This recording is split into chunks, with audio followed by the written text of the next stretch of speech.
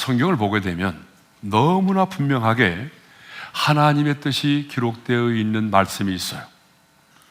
의심하거나 고민할 여지가 없이 너무나 확실하게 이것이 하나님의 뜻이다 라고 기록되어 있는 말씀이 있어요. 바로 그 말씀이 오늘의 본문이죠. 자, 그리스도 예수 안에서 저와 여러분을 향한 하나님의 뜻이 뭐냐? 첫 번째 하나님의 뜻은 항상 기뻐하라. 따라서 하겠습니다. 항상 기뻐하라. 그런데 많은 사람들은요, 기쁨이 아니라 근심과 탄식과 슬픔 속의 인생을 살아가요. 또 많은 분들은 이렇게 말하더라고요. 순간적으로는 기뻐할 수가 있지만, 아니 어떻게 항상 기뻐할 수 있단 말인가? 그렇게 말들을 하죠. 그 이유는 뭐냐 그러면 내 인생에 기뻐할 만한 일이 별로 없고, 또한 지금 내가 처한 상황 역시 기뻐할 만한 상황 가운데 있지 않기 때문이라는 거예요. 사실 우리 인생을 들여다보게 되면 기뻐할 일보다 좀 근심하고 염려할 일들이 더 많잖아요. 예? 우리가 처한 상황을 보게 되면 어쩌면요, 항상 기뻐하며 산다는 것은 거의 불가능한 일처럼 보일 때가 있어요. 왜냐하면 지금 우리는요, 끊임없는 관계의 갈등 속에 살아가요. 해결되지 않은 재정의 어려움이 있어요. 질병으로 인한 고통도 여전히 있어요. 말하지 않지만 우리에게 밀려오는 수많은 애로움과 고독도 있어요. 또 기분 나쁘게 악인의 형통함을 보고 살아야 돼요. 과다한 업무로 인한 스트레스, 자, 이 모든 것들을 보게 되면 우리 마음을 상하게 하고 우리의 마음을 우울하게 하는 것들이 훨씬 더 많아요. 그런데 오늘 말씀은, 아니 우리 하나님은 저와 여러분들에게 뭐라고 말씀합니까? 항상 기뻐하라고 말씀하십니다. 왜 이렇게 말씀하실까? 주님은 내가 처한 상황, 내가 살아가는 세상을 너무나 모르기 때문에 그런가? 저도 목회하면서 이런 얘기를 많이 들었어요. 목사님은 세상 물정을 몰라서 그래요. 이런 얘기를 참 많이 들었거든요. 그러면 정말 우리 주님도 우리가 처하고 있는 이 상황, 우리가 살아가는 세상을 모르기 때문에 이렇게 항상 기뻐하라고 우리에게 말씀하신가? 아닙니다, 여러분. 성경을 보게 되면 우리 예수님은요, 저와 여러분들보다도 우리가 지금 어떤 상황 가운데 처해 있고 우리가 살아가는 세상이 어떤 곳인지 너무나 잘 알고 계세요. 그런데 주님은 우리에게 말씀합니다. 항상 기뻐하라. 이건 명령이에요. 그리고 이렇게 말하죠. 이것이 바로 너희를 향한 내 뜻이야. 그러면 누가 기뻐할 수 있나요? 자, 오늘 본문은요, 그리스도 예수 안에 거하는 자가 항상 기뻐할 수 있다라고 말씀하고 있어요. 바울은 이것이 그리스도 예수 안에서 너희를 향하신 하나님의 뜻이니라 이렇게 말한 다음에 곧이어서 뭐라고 말하죠? 예? 그리스도 예수 안에서라는 말을 강조하고 있어요. 따라서 하겠습니다. 그리스도 예수 안에서. 예. 그리스도 예수 안에서라는 말을 강조하고 있어요. 그리스도 예수 안에서라고 하는 표현은 뭐냐 그러면 이 세 가지 명령, 항상 기뻐하라, 쉬지 말고 기도하라, 범사에 감사하라, 이 세 가지 명령을 가능케 할 수 있도록 만들어주는 근거가 되는 말씀이라는 거예요. 그러면 그리스도 예수 안에서라는 말의 의미가 뭘까요? 그리스도 예수 안에서라는 말은 예수님과의 연합을 말합니다. 성경에 보게 되면 안에서라는 말이 참 많이 나오잖아요. 주 안에서, 뭐 그리스도 안에서. 그런데 이 안에서라고 하는 말의 의미가 뭐냐 그러면 접붙임이나 연합을 말할 때 사용되는 말이에요. 자, 포도나무 가지가 그 나무에 붙어 있으면 어떻게 되죠? 생명의 영양분을 공급받아서 열매를 맺습니다. 맞죠? 아무리 좋은 가지라도 나무에 붙어 있지 않으면 말라 비틀어져요. 마찬가지예요. 자, 우리가 예수를 믿을 때 주님과 내가 연합이 됐어요. 그렇죠? 내가 주님과 연합이 되어서 주님께서 나에게 공급해 주시는 힘과 능력을 받는 거예요. 그러니까 주님은 우리에게 너의 힘으로 항상 기뻐하라고 말하지 않아요. 그리스도와 연합된 자이기 때문에 기뻐하라는 거예요. 이 말은 무엇을 전제로 하고 있는가 하면 그리스도와 연합되어 있으면 그분으로부터 능력을 공급받을 수 있고 그 능력으로 기뻐할 수 있다는 거예요. 주님은요, 아무에게나 항상 기뻐하라, 쉬지 말고 기도하라, 범사에 감사하라 이 말씀을 주지 않았어요. 아무에게나. 바울 역시 모든 사람에게 이 말씀을 주지 않았어요. 오직 주 안에 있는 자에게, 주 안에 있는 자에게 이 말씀을 주셨어요. 자, 데살로니가 교회의 성도들에게 항상 기뻐하라고 했던 사도 바울은 빌립보 교회 성도들에게 뭐라고 말하죠? 동일하게 말합니다. 주 안에서 항상 기뻐하라. 그래서 주님 안에서 기뻐하라는 말을 반복해서 말하고 있어요. 빌립보서 4장 4절, 3장 1절, 4장 10절의 말씀을 우리 연이어 읽도록 하겠습니다. 다 같이요. 주 안에서 항상 기뻐하라. 내가 다시 말하노니 기뻐하라. 나의 형제들아, 주 안에서 기뻐하라. 내가 주 안에서 그게 기뻐함은. 바울은 지금 기뻐하라고 말할 때 반복해서 뭘 말하고 있어요?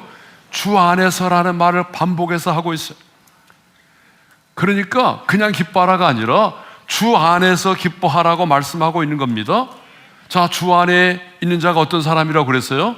주님과 연합이 돼서 그분과 관계를 맺고 있는 자를 말하죠.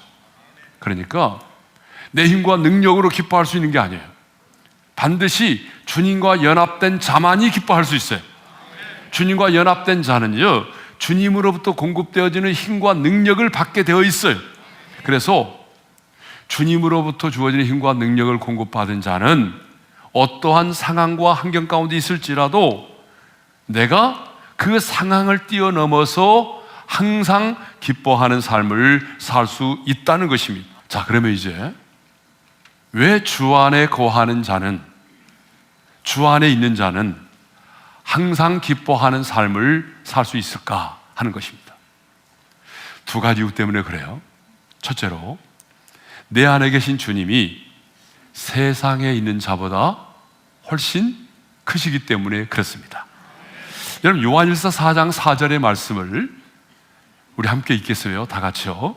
자녀들아, 너희는 하나님께 속하였고 또 그들을 이겼나니 이는 너희 안에 계신 이가 세상에 있는 자보다 크심이라. 자, 우리 안에 계신 이가 세상에 있는 자보다 크다고 말씀하셨어요. 그러면 여기 세상에 있는 자는 누굴까요? 여러분, 직장의 동료와 상사예요? 아니에요. 자, 여기서 말하는 세상에 있는 자는요, 사도 바울이 에베소서 6장 12절에서 언급하고 있는 이 어둠의 세상 주관자인 사탄과 마귀를 말하는 거예요. 그리고 크다라고 하는 말은 여러분 사이즈를 말하는 게 아니고요, 여기서 크다라고 하는 말은 능력을 말하는 거예요. 그러니까 우리 안에 계신 주님이 어때요? 세상에 있는 자, 어둠의 세상 주관자인 사탄 마귀보다 훨씬 능력이 크신 분이라는 얘기입니다. 그러면 왜 그럴까요? 그 이유는 간단해요. 자, 우리 주님은, 우리 안에 계신 주님은 천지를 창조하신 창조주 하나님이십니다. 근데 마귀는 뭐예요? 마귀는 한낱 피조물에 불과한 거예요. 또 우리 안에 계신 주님은 어떤 분이시냐? 마귀의 일을 멸하시고 승리하신 분입니다. 할렐루야. 또한 우리 안에 계신 주님은 가장 큰 원수인 죽음을 이기시고 부활하신 분이십니다. 그러니까 여러분, 우리가 당면한 문제가 아무리 커도 우리의 문제의 해결자가 되시는 주님보다 클 수가 없어요. 우리의 상황이 아무리 크고 어려워도 죽음까지 정복하시고 부활하신 주님보다 클 수가 없어요. 내가 지금 겪고 있는 어떤 상황도, 지금 내가 겪고 있는 어떤 문제도, 내가 지금 겪고 있는 어떤 어려움도, 우리를 괴롭히는 그 어떤 인간도, 심지어는요 나의 죽음까지라도 우리 안에 계신 주님보다 크지 않습니다. 그래서 사도 바울은 이렇게 확신을 가지고 고백을 합니다. 우리 잘 아는 말씀이잖아요. 로마서 8장 38절 39절 힘차게 읽겠어요. 다 같이 시작. 내가 확신하노니 사망이나 생명이나 천사들이나 권세자들이나 현재일이나 장래일이나 능력이나 높음이나 깊음이나 다른 어떤 피조물이라도 우리를 우리 주 그리스도 예수 안에 있는 하나님의 사랑에서 끊을 수 없으리라. 여러분 아멘이죠? 네. 그러므로 주님 안에 있는 자는 상황과 환경의 벽을 뛰어넘어서 항상 기뻐할 수 있다는 거예요. 두 번째로 주님이 주시는 능력 때문에 그래요. 왜 주 안에 있으면 우리가 항상 기뻐할 수 있느냐? 주님이 우리에게 주시는 능력, 내 안에 계신 주님은 가만히 계시는 것이 아니라 우리에게 끊임없이 능력을 공급해 주시는 분이십니다. 그래서 바울은 이렇게 말하고 있어요. 빌립보서 4장 13절입니다. 다 같이요. 내게 능력 주시는 자 안에서 내가 모든 것을 할 수 있느니라. 이 말씀 우리가 되게 좋아하잖아요. 그죠? 이 말씀 엄청나게 좋아하는데 이 말씀 좋아하는 이유가 있어요. 많은 사람들이. 자, 내게 능력 주시는 자 안에서 나의 모든 소원이 이루어질 수 있다 라고 이 말씀을 해석하기 때문에 그래요. 그러니까 사람들은요 자의적으로 해석을 하는 거예요. 예? 내게 능력 주시는 자 내가 모든 것을 할 수 있다. 아 그렇구나. 그렇다면 나의 모든 소원이 능력 주시는 자 안에서 이루어질 수 있겠구나. 그래서 그 능력을 내 소원이 이루어지는 것으로 이해를 하고 있어요. 그런데 문맥적으로 보게 되면 이 말씀은요 아니에요. 사도 바울은 이 말씀을 하기 바로 직전에 어떤 말씀을 했는가 하면 어떠한 형편이든지 자족의 비결을 배웠노라고 말하고 있어요. 그러니까 여기서 말하고 있는 그 능력이라고 하는 것은 어떤 상황에 있든지 간에 내가 자족할 수 있는 비결을 배운 거예요. 자족할 수 있는 능력이에요. 아멘. 네. 그러니까 사도 바울은 지금 말합니다. 내가 지금 어떤 상황 가운데 있든지 간에 주님 안에 거하는 자는 주님이 주시는 그 능력 때문에 기뻐할 수가 있다는 거죠. 여러분 사람은 환경의 지배를 받고 처한 형편에 따라서 우리의 감정이 반응을 하게 되어 있어요. 그렇지만 내 안에 계신 주님으로부터 능력을 공급받으면 우리는 상황과 환경을 뛰어넘어서 항상 기뻐할 수가 있습니다. 자, 우리를 향한 하나님의 두 번째 뜻이 뭐예요? 쉬지 말고 기도하라. 네. 따라서 하겠습니다. 쉬지 말고 기도하라. 네, 이쪽 동네가 약간 입이 안 열리고 있어요. 네, 이쪽 동네 좀 보세요, 여러분들. 옆눈으로 보면서. 네, 따라서 하겠습니다. 쉬지 말고 기도하라. 네. 자, 여러분, 쉬지 말고 기도하라는 게 뭘까요? 이 말을요, 문자적으로 이해하면 안 돼요. 그 말은 식음을 전폐하고 먹지도 말고 잠도 자지 말고 24시간 기도해라. 그런 의미가 아닙니다. 이 말은 기도는요, 내 영혼의 호흡과 같이 중요하기 때문에 지속적으로 기도하라는 말이에요. 주님의 뜻이 내 삶 가운데 이루어지도록 매 순간순간 하나님의 도우심을 구하라는 거예요. 그러면 왜 우리는 쉬지 말고 기도해야 되는가? 여러분, 쉬지 말고 기도해야 되는 이유가 있어요. 그것은요, 우리가 기도할 때에 하나님이 우리에게 공급해 주시는 힘과 능력을 공급받을 수 있기 때문에 그래요. 여러분, 기도란 단순히 어떤 문제를 해결하는 것만이 아니에요. 또 기도란 단순히 뭔가를 구하여 얻는 것만이 아니에요. 우리는 많은 경우에 기도를 통해서 뭔가를 얻어내는 것만 생각하는데 기도는 그것만이 아닙니다. 기도는 기도할 때에 우리는 이로부터 임하시는 하나님의 능력을 공급받을 수가 있는 겁니다. 그래서 예수님도 제자들이 나와서 선생님, 왜 우리는요 귀신을 내어쫓지 못했어요? 라고 물어올 때에 주님은 너무나 단호하게 이렇게 말씀을 하셨어요. 다 같이요. 기도 외에 다른 것으로는 이런 종류가 나갈 수 없느니라. 이런 종류라는 건 뭐예요? 여기서 말하는 이런 종류란 문맥적으로 보게 되면요 귀신을 쫓아내는 것을 말해요. 넓은 의미로 보게 되면 인간의 힘으로는 불가능한 그 모든 것들을 말하는 거예요. 또 우리의 마음먹은 대로 되지 않은 게 또 있어요. 시험을 이기는 것, 인간의 힘으로 불가능합니다. 예수님도 겟세마네 동산에서 깊이 잠들어 있는 제자들에게 이런 말씀을 하셨어요. 우리 함께 읽어볼까요? 다 같이요. 시험에 들지 않게 깨어 기도하라. 이 말은 무슨 말이에요?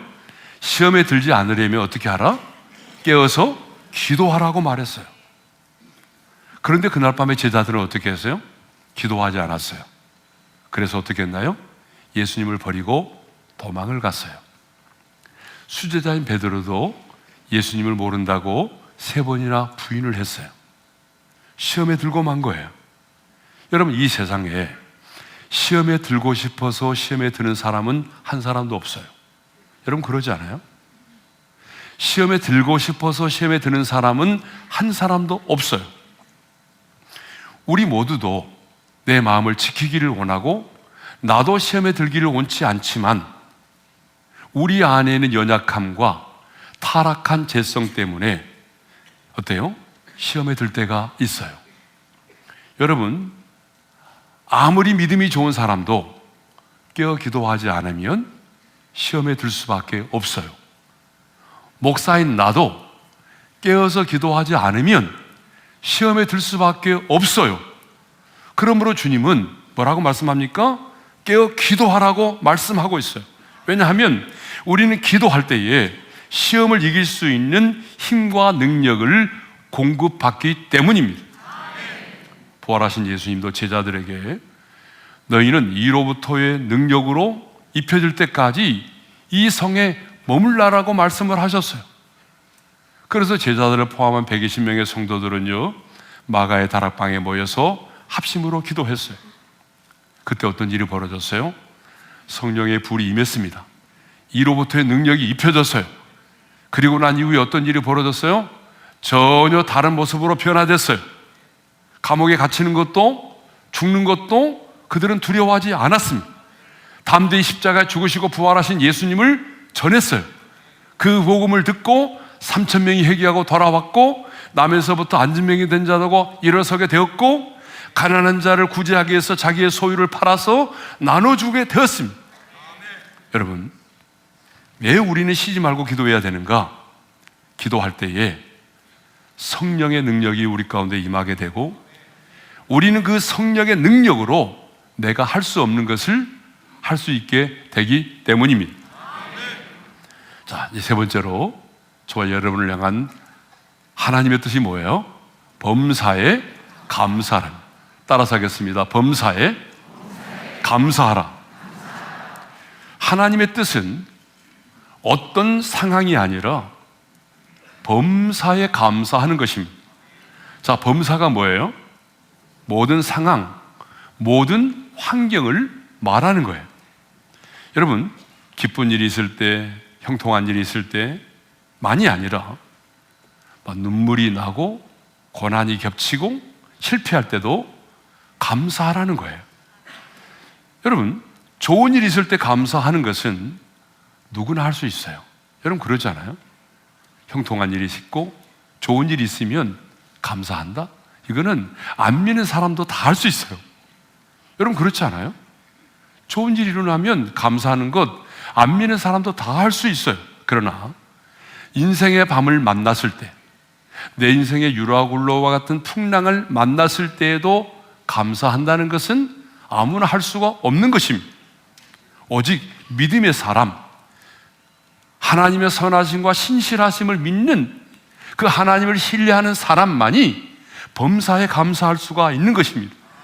그래서 사도 바울은 믿음의 사람인 저와 여러분에게 이렇게 권면하고 있어요. 다 같이요. 너희는 또한 감사하는 자가 되라. 예? 감사하는 자가 되라고 말해요. 감사는요, 하나님께 속한 것이에요. 그러면 불평은 뭐예요? 불평은 마귀에게 속한 것입니다. 그래서 마르틴 루터는 이렇게 말을 했어요. 마귀의 세계에는 뭐가 없다? 감사가 없어요. 마귀의 세계에는 절대로 감사가 없습니다. 자, 그러면 이제 어떻게 하면 내가 범사에 감사하는 삶을 살 수 있는가? 자, 우리가 다음 시간에도 좀 더 구체적으로 이 부분을 생각해 볼 거예요. 이번에는 제가 설교를 연속 2주로 하게 돼 있거든요. 그래서 다음 주에도 이제 하게 될 텐데, 기도를 통하여 성령의 충만을 받을 때에 범사에 감사하는 삶을 살 수 있습니다. 기도를 통하여 성령의 충만을 받을 때입니다. 그래서 바울은 에베소서 5장 18절에서 성령의 충만을 받으라고 명령하고 있어요. 따라서 하겠습니다. 성령의 충만을 받으라. 이건 명령입니다. 이렇게 성령의 충만을 받으라고 명령한 다음에 곧 이어서 19절과 20절에서 무엇을 언급하고 있는가 하면은 입술의 찬양과 범사의 감사를 언급하고 있어요. 자, 우리 19절과 20절의 말씀을 연이어 읽겠어요. 다 같이요. 너희의 마음으로 주께 노래하며 찬송하며 범사에 우리 주 예수 그리스도의 이름으로 항상 아버지 하나님께 감사하며. 여러분, 성령의 충만을 받으면 가장 먼저 우리 가운데 일어나는 첫 번째 열매가 있어요. 그 첫 번째 열매가 무엇인가 하면은 입술의 찬양이 떠나지 않아요. 여러분, 성령 충만 받은 사람들 보세요. 운전할 때도 입술의 찬양이 떠나지 않아요. 설거지 하면서도 막 찬양을 해요. 성령의 충만을 받으면 우리 입술의 찬양이 떠나지 않아요. 벌쩍벌쩍 자빠지고 그런 게 아니에요. 그 다음에는 뭐예요? 범사에 감사하게 되는 것입니다. 내가 너무너무 기쁨이 충만해서 입술의 찬양이 떠나지 않게 되니까 모든 일에도 감사가 나올 수밖에 없는 거예요. 우리 모두가 성령이 충만함을 받음으로 마음의 기쁨이 넘쳐서 범사에 감사하는 그런 하나님의 사람이 될 수 있기를 바랍니다. 자, 오늘은요, 그리스도 예수 안에서 우리를 향한 하나님의 뜻 세 가지를 생각했어요. 첫 번째가 뭐예요? 항상 기뻐하라. 두 번째가 쉬지 말고 기도하라. 세 번째가 범사에 감사하라. 이것이 저와 여러분을 향한 하나님의 뜻입니다. 왜 하나님은 우리에게 이 명령을 하실까요? 우리가 그리스도 예수 안에 있는 자이기 때문입니다. 우리가 주님 안에 연합된 자이기 때문입니다. 우리의 힘과 능력으로는 이렇게 살아갈 수 없습니다. 여러분이 아무리 강한 의지를 동원해도 여러분의 힘과 능력으로는 이렇게 살아갈 수 없습니다. 그러나 우리가 주님과 연합되어 있고 주님께서 우리에게 힘과 능력을 공급해 주시면 그 성령의 충만을 받음으로 우리는 이렇게 살아갈 수 있는 거죠. 하나님의 뜻을 아는 것으로 끝나지 말고 이 말씀대로 살아서 정말 하나님의 뜻을 이루어드리는 저와 여러분의 삶이 될 수 있기를 바랍니다.